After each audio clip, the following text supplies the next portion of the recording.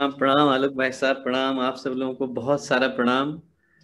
और आप जो है प्रोजेक्ट के विषय में कुछ बोलना चाहेंगे, फिर अपन लोग आगे की चर्चा करें। राइट राइट भैया। भैया तो हम लोग यहाँ पे पूरी टीम भैया आई हुई है इस समय प्रोजेक्ट में। और प्रोजेक्ट के बारे में ये आपको बताना था भैया कि अभी इसमें 5-6 चीजें चल रही हैं, जिसमें अलग अलग लोगों ने पूरी अपनी अपनी हिस्सेदारी से भाग ले रहे हैं। तो यहाँ पे एक टाइप के प्रोजेक्ट भैया जो चल रहे हैं वो ये है कि कंटेंट्स को शेयर जो अलग अलग जगह पे कर रहे हैं, और सेकेंडली जो उसके बारे में उस शेयरिंग के लिए जो अलग अलग कंटेंट जो बनाए जा रहे हैं। आ, तो ये जो भैया जो ये कंटेंट बनाए जा रहे हैं, इसमें जितने भी लोग अभी इस समय मीटिंग में आए हैं भैया, और इसके अलावा भी बहुत से लोग करीब 120-130 परिजन जो हैं पूरे पूरे दिन रात अपना काम कर रहे हैं उसमें। ऑडियो बुक्स बनाने के लिए, वीडियोस बनाने के लिए, इन्फोग्राफिक्स, इंट्रोडक्शंस बनाने के लिए और सिनॉप्सिस बनाने के लिए भैया। और इसके अलावा स्वाध्याय का भी सेशन जो है इस ज्ञान यज्ञ के थ्रू सब लोग अपने अपने तरीके से परम पूज्य गुरुदेव और परम वंदनीय माता जी के चरणों में अर्पित कर रहे हैं। तो यहाँ पे सब सब लोग का भैया बहुत परम सौभाग्य है कि आपके गाइडेंस और आपसे मार्गदर्शन के लिए हम सब लोग बहुत उत्सुक हैं। बहुत धन्यवाद आलोक भाई साहब। एक बार गायत्री मंत्र हम लोग कर लें साथ साथ। श्योर श्योर भैया। तो सभी लोग जो आवाज को सुन पा रहे हैं, सभी से निवेदन है कि एक बार स्थिर होकर गुरुदेव माता जी का ध्यान और इस भावना के साथ माँ गायत्री को पुकार कि मन जो है वो अच्छे उद्देश्य के लिए समर्पित हो, जीवन में कुछ अच्छा कर सकें। इस भाव के साथ गायत्री मंत्र साथ साथ। ओम भूर्भुवः स्वः तत्सवितुर्वरेण्यं भर्गो देवस्य धीमहि धियो यो नः प्रचोदयात्।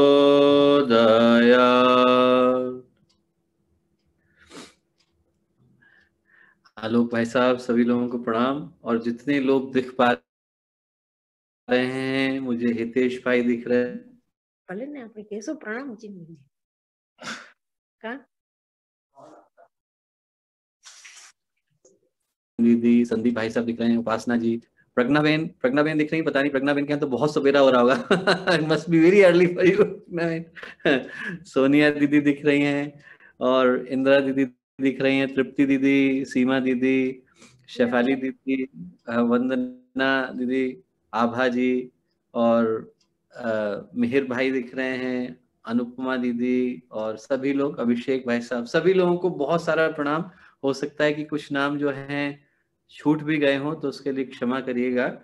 ये आलोक भाई साहब का बहुत सारा भाव था कि एक बार जो है सभी के साथ मुलाकात हो जाए। तो डायरेक्शन तो सही वर्ड नहीं है, इसमें एक दूसरे से मिलने का जो लोभ था उसका संवरण नहीं कर सका। मुझे लगा कि मिल पाने का जो अवसर है उसको चूकना नहीं चाहिए, और आज की जो चुनौतीपूर्ण परिस्थितियां हैं उसमें तो शायद मिलने का यही माध्यम रह गया है।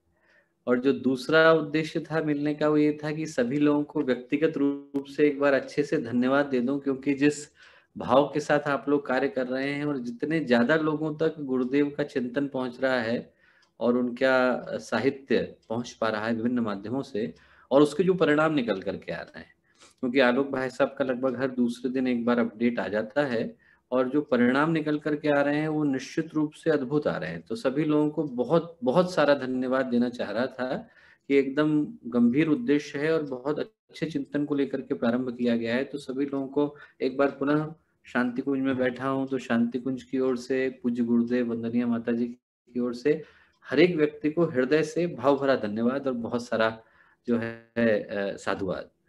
कुछ एक जो बातें थी जो आलोक भाई साहब ने उस समय में पूछी थी कि और क्या चीजें हैं जो इसके साथ की जा सकती हैं, तो उस विषय पर थोड़े बिंदु बोलना चाहता था। हो सकता है कि वो उपयोग के हों। तो एक जो इसके साथ किया जाने वाला प्रयोग है, जो हो सकता है कि उपयोग का लगे, वो इस दृष्टि से हो सकता है कि एक तो इस जब आप लोग स्वाध्याय के क्रम को कर रहे हैं तो उसमें कुछ और चीजें हैं जिसकी प्रतीक्षा बहुत लंबी अवधि से हो रही थी, और यदि वो होते होते साथ में हो जाएगा तो एक बहुत बड़ा काम है जो शायद संभव हो सके। जैसे क्या है कि यदि आप लोग पूज्य गुरुदेव के साहित्य को देखें तो उसमें इतना व्यापक लिखा गया है, शायद ही कोई मानवीय विकास का पहलू हो जिस बिंदु को परम पूज्य गुरुदेव ने या तो बोला ना हो या लिखा ना हो या उस विषय पर कोई उन्हें चिंतन न दिया हो। जबकि यदि हम लोग देखना चाहते हैं और किसी भी अन्य महापुरुष का देखें तो जो विषय वस्तु है वो बहुत लिमिटेड चीजों को लेकर के होती है। आध्यात्मिक अनुसंधान है, आस्था का पथ है, धर्म है, मनोविज्ञान है। पर गुरुदेव ने बच्चों के विकास पर भी लिखा है, शाक वाटिका पर भी लिखा है, विद्यार्थी एग्जाम में पास कैसे हो इस पर भी लिखा है, आध्यात्मिक अनुसंधान तो लिखा ही लिखा है। तो एक जो चीज हम लोग चाहते थे जो स्वाध्याय के क्रम में करते करते शायद उसी के साथ साथ संभव है, वो ये है कि जब पढ़ रहे हो आप तो उसी समय में यदि कैटेगराइजेशन हो जाता है तो वो एक अद्भुत काम हो जाएगा। जैसे फॉर एग्जांपल कहने का मेरा मतलब था कि जैसे आप लोगों ने किसी चीज को पढ़ा, अब जैसे हम महाकाल और उसकी प्रत्यावर्तन प्रक्रिया को ले लें उदाहरण के तौर पर, तो यदि हम महाकाल और उसकी प्रत्यावर्तन प्रक्रिया को लेते हैं तो उसमें गुरुदेव ने काल चक्र के विषय में भी लिखा है, ये भी लिखा है कि देवासुर संग्राम जो है पहले कब होते रहे, ये भी लिखा है कि महाकाल है तो कौन है, ये भी लिखा है कि महाकाल की योजना क्या है, ये भी लिखा है कि ज्ञान योग क्या है, कर्म योग क्या है, भक्ति योग क्या है। तो जितना भी वैविध्य हो सकता है साहित्य का वो गुरुदेव के चिंतन के अंदर समाहित हो जाता है। और जो एक कार्य मिसिंग है वो ये है कि यदि हम लोग महापुरुषों को देखें, जैसे महर्षि अरविंद का पीछे रखा है या स्वामी विवेकानंद का रखा है, तो यदि आप महर्षि अरविंद का ही उठा करके देखें, एक पुस्तक शायद मेरे पीछे की तरफ दिख भी रही होगी, वो है सूक्तियों का संचय। तो उसमें क्या है कि महर्षि अरविंद का जैसे उनने लिया तो उनने एक विषय लिया जैसे समर्पण, और समर्पण पर महर्षि अरविंद ने कब कब कहाँ कहाँ क्या क्या बोला, और वो सारी चीजें एक के बाद एक दृष्टि से प्रवाहित सी ऐसी हो गई हैं। यद्यपि आई अलग अलग साहित्य से, कोई सावित्री से आया है, कोई आर्य से आया है, कोई अग्निशिखा से आया है, कोई कहीं और से आया हुआ चिंतन है, पर जब वो एक बार में पढ़ा जाता है तो लगता है कि एक ही धारा में पिरो करके लिखा गया है। तो यदि संभव हो सके तो इसके साथ साथ जब पुस्तकों की सिनॉप्सिस बनाई जा रही है और ये बनाया जा रहा है कि उस पुस्तक के अंदर क्या है, उसी समय में यदि कोई गंभीर दृष्टि से पढ़ने वाले हों तो वो उसके दो चीजें उसमें से फिल्टर आउट कर सकते हैं। एक तो अलग अलग पैसेजेस उठा सकते हैं कि वो पैसेज किस बात को ध्यान में रख करके लिखे गए हैं, और दूसरा एक ब्रॉड कैटेगराइजेशन कर सकते हैं, जैसे युग परिवर्तन पे गुरुदेव ने कब कब कहाँ कहाँ क्या क्या कहा है, एक विचार क्रांति के विषय में क्या कहा है, आत्मनिर्माण के विषय में क्या कहा है। इस तरह से क्या होगा कि एक बिंदु को ध्यान में रख करके यदि हमें किसी चिंतन का संचयन करना होगा और उसको भविष्य में निकालना होगा तो निकालने के लिए दोबारा से मेहनत करने की आवश्यकता नहीं होगी, वो एक ही जगह पर अच्छे से देख पाना संभव हो सकेगा। तो एक जो कार्य यदि इसके साथ संभव हो सके तो किया जाना संभव है, वो इस दृष्टि से है। और यदि उन्हीं सद्वाक्यों को आपकी जो टीम है वो प्रत्येक दिन में कहीं सोशल मीडिया पे या किसी अन्य स्थान पर पोस्ट करती चले तो बाद में आसानी हो जाएगी कि सिर्फ उन्हीं का संकलन एक जगह पे निकालना होगा। तो हर दिन का अपना एक चिंतन हो सकता है जिसको कि हम एक जगह पर शेप दे सकते हैं।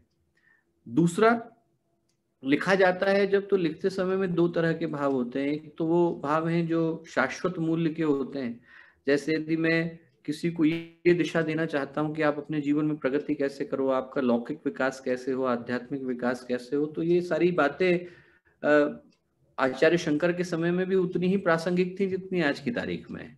इसीलिए जब हम गीता को पढ़ते हैं तो 5500 वर्ष हो गए, पर पढ़ने के बाद आज भी उतनी ही मूल्य की लगती है जितनी तब रही होगी जब भगवान कृष्ण के मुंह से निकली और अर्जुन के कानों में जाकर के गिरी। तो उसका मूल्य जो है वो इन 6000 वर्षों के अंदर बिल्कुल भी कम नहीं हुआ है, क्योंकि वो हमारे आंतरिक जगत को ध्यान में रख करके लिखी गई हैं। और कुछ मुद्दे ऐसे होते हैं जो सामयिक मूल्य के होते हैं, और उनमें भी जैसे कुछ ऐसे बिंदु होते हैं जो कि ओकेजन्स के लिए हैं, कुछ ऐसे मुद्दे हैं जो मुद्दों को ध्यान में रख करके गुरुदेव ने लिखा है। जैसे यदि हम गुरुदेव के चिंतन को इसी परिप्रेक्ष्य में देखें तो कई सारी बातें ऐसी हैं गुरुदेव की जो शाश्वत मूल्य की हैं, जैसे धर्म है, अध्यात्म है, मनोविज्ञान है, वैज्ञानिक अध्यात्म है, आध्यात्मिक साम्यवाद है, आध्यात्मिक मानवतावाद है।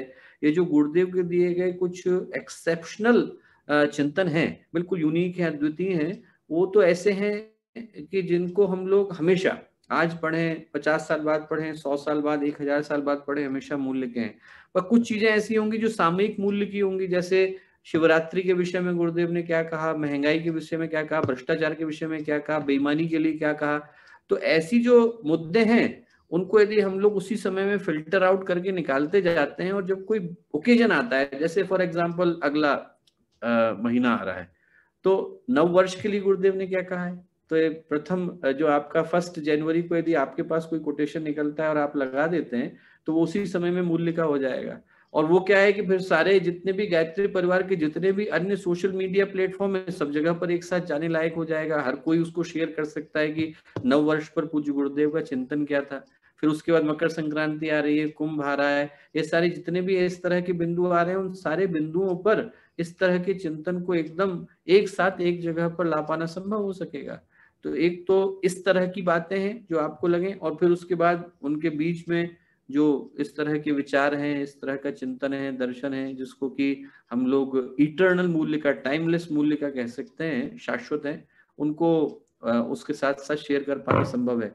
तो एक जो छोटा सा सुझाव था वो ये था कि इतना बढ़िया कार्य हो रहा है, एक तो उसमें से इन 2 चीजों को ध्यान में रख करके भी यदि मैटर निकाला जा सकता हो तो वो आप लोगों के लिए भी लाभ का होगा, और भविष्य में न जाने कितने लोगों के लिए लाभ का हो जाएगा।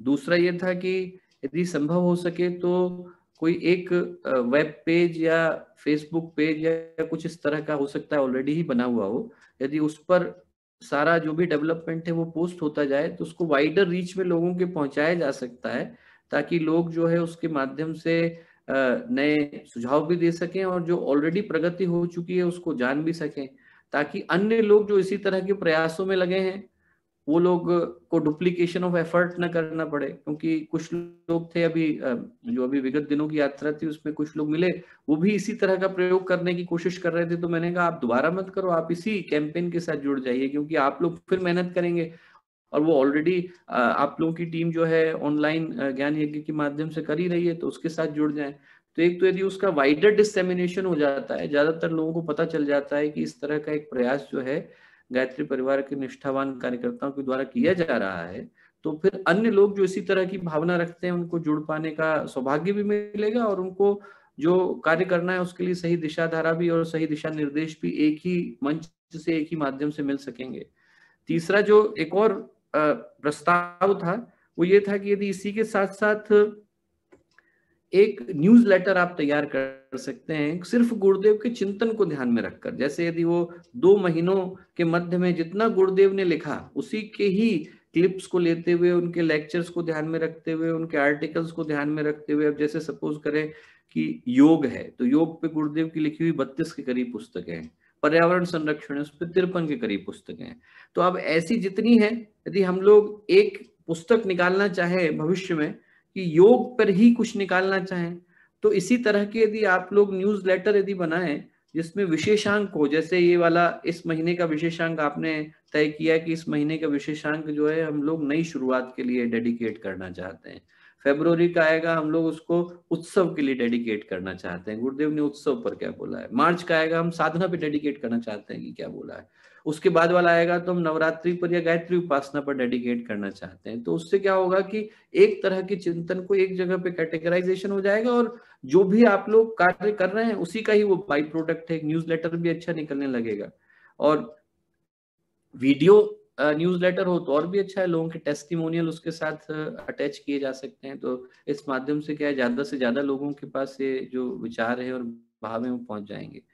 एक और जो सजेशन था वो ये था कि यदि करते करते उन्हीं पुस्तकों के क्वेश्चन आंसर भी तैयार हो जाते हैं, जैसे आपने सुनसान के सहचर पढ़ी फॉर एग्जांपल, और उसमें पढ़ने के बाद पहला चैप्टर एंड हुआ, और एंड होने के बाद आपने प्रश्न पूछा कि गुरुदेव की यात्रा कहाँ की थी, इस विषय में लिखें। तो क्या है, भविष्य में उसके 2 उपयोग हैं। एक तो ये कि यदि छोटे विद्यार्थियों के लिए हम उसे टेक्स्ट बुक के रूप में प्रपोज करना चाहते हैं तो इजीली कर सकते हैं। दूसरा, यदि हम अपना एक कोई एग्जामिनेशन शुरू करना चाहते हैं जहां पर एक तरह के जो लोग हैं वो यदि उसको ध्यान में रख करके कार्य करना चाहें तो उनके लिए कर पाना उसको संभव है। तो इसलिए क्या है कि इस तरह के एक प्रयास को उसके साथ साथ ही शुरू किया जा सकता है कि जब आप लोग पढ़ रहे हो तो पढ़ते पढ़ते उससे संबंधित प्रश्न बना लें क्योंकि लोग जब पढ़ने की कोशिश करते हैं तो उनको पढ़ते समय में क्या होता है कि दो तरह की धाराएं समझ में आती हैं। एक तो इस तरह की धारा समझ में आती है जब उनको लगता है कि हम उसको प्रॉब्लम सॉल्विंग की दृष्टि से कर सकते हैं। कुछ लोग होते हैं जिनको दूसरी तरह से वो बात जो है समझ में आती है। तो आपको इनमें से जो भी माध्यम उचित लगे उसके माध्यम से उस कार्य को किया जा पाना संभव हो सकता है। तो ये कुछ सुझाव थे जो मुझे लगे। दुर्भाग्य ऐसा है कि इसके तुरंत बाद एक दूसरी भी टॉक है, तो उसके लोग जो है, मैं समय देखना भूल गया, वो लोग निरंतर फोन कर रहे हैं दूसरी ओर से। तो हो सकता है कि थोड़ा डिस्टरबेंस आप लोगों को हो रहा हो। और ये छोटे छोटे सजेशंस थे, और यदि आप लोगों को उपयोग के लगे तो इन पर थोड़ा कार्य कर पाना संभव है। पर उद्देश्य जो है सुझाव देना नहीं था, उद्देश्य तो धन्यवाद देना था। तो धन्यवाद आप सबको देना चाह रहा था कि बहुत ही बढ़िया प्रयास है, और आलोक भाई साहब और आप सब लोगों का बहुत ही श्रेष्ठतम प्रयास है। तो सभी लोगों को बहुत सारा धन्यवाद देना चाह रहा था। और कुछ लोग जिनको मैं अदरवाइज धन्यवाद देना शायद भूल गया हूँगा, क्योंकि मेरी स्क्रीन पर अभी एक ही तरह के उसमें लोग दिखाई पड़ रहे हैं। तो उन सबको आप खूब सारा धन्यवाद मेरी ओर से दे दीजिएगा।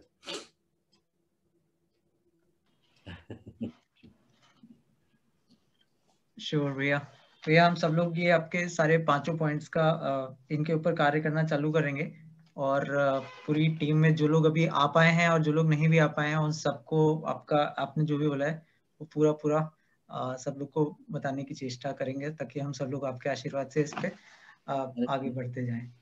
मैं तो आशीर्वाद देने योग्य नहीं हूँ, पर गुरुदेव माता जी का आशीर्वाद रहे और आप लोग खूब बढ़िया करें। और सभी लोग, सबसे बड़ी बात है ना कि गुरुदेव कहते थे कि व्यक्ति तो भूखा है, आप यदि उसको भोजन नहीं देंगे तो बर्गर खाएगा। पर इसमें दोष व्यक्ति का नहीं है, दोष इस बात का है कि उसको भूख लग रही थी पर हमने सही समय पर भोजन नहीं दिया। तो आप लोग तो जो भोजन दे रहे हैं ना, फूड फॉर थॉट, तो वही वाली बात है।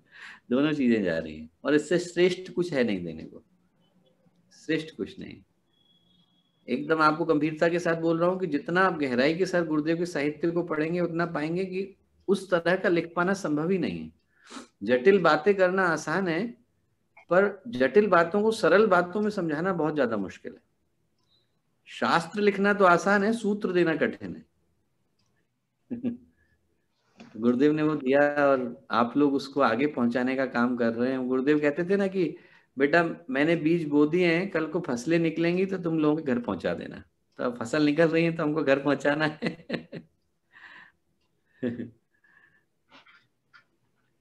ठीक है, आप सब लोगों को बहुत सारा धन्यवाद, बहुत सारी शुभकामनाएं। प्रणाम। प्रणाम भैया। प्रणाम।